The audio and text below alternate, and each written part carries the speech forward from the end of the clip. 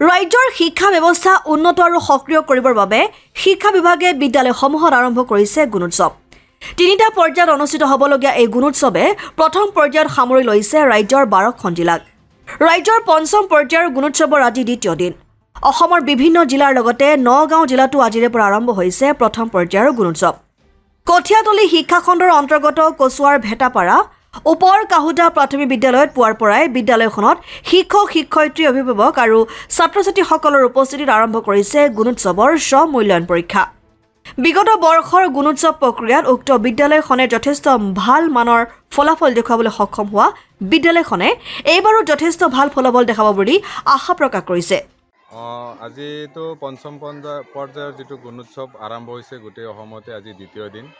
আমি বিশেষকৈ ভেটাপাৰ ওপৰ কাহুদা প্ৰাথমিক বিদ্যালয়ৰ তৰফৰ পৰা সমূহ ৰাইজক গুণোৎসৱৰ আন্তৰিক শুভেচ্ছা জ্ঞাপন কৰিলোঁ। আমি গুণোৎসৱৰ জৰিয়তে শিশুসকলৰ বিদ্যায়তনিক আৰু সহবিদ্যায়তনিক দিশৰ মূল্যায়ন কৰা হয়। এইটো এটা ভাল পদক্ষেপ চৰকাৰে গ্ৰহণ কৰিছে। গতিকে ৰাইজসকল ওতঃপ্ৰোতভাৱে আমাৰ লগত জড়িত হৈ আছে। আজি বিদ্যালয় পৰিচালনা সমিতি, মাতৃগোট আদিৰ পৰা যিমানবিলাক বিদ্যালয়ৰ সমিতিসমূহ আছে, অভিভাৱক ৰাইজ আছে, শিক্ষক শিক্ষয়িত্ৰী আছে, আজি সকলোৱে গুণোৎসৱত জড়িত হৈছে। আজি শিশুসকলক লৈ তেওঁলোকে বিদ্যালয়লৈ আহিছে।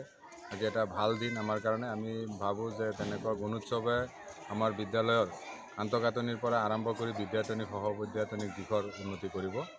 গতিকে এইখিনি আছিলে আৰু আমাৰ ফালৰ পৰা আমি পুনৰবাৰ সকলোকে আন্তৰিক ধন্যবাদ। প্ৰতি বছৰে দেখা গৈছে গুণোৎসৱ।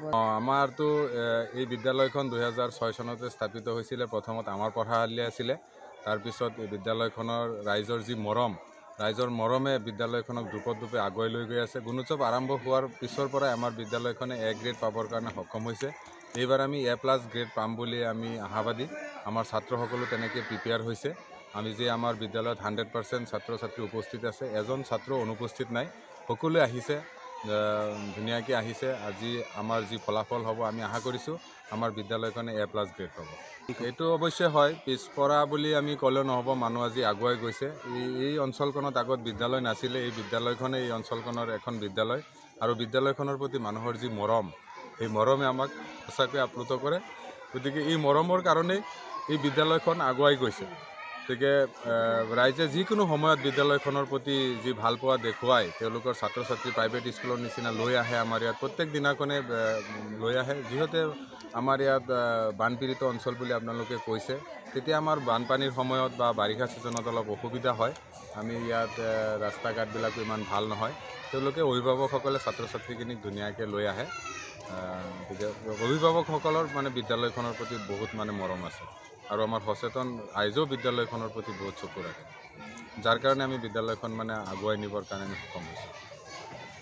কামপুৰৰ পৰা গুলজাৰ হুছেইনৰ ৰিপৰ্ট, অসম আদিত্য।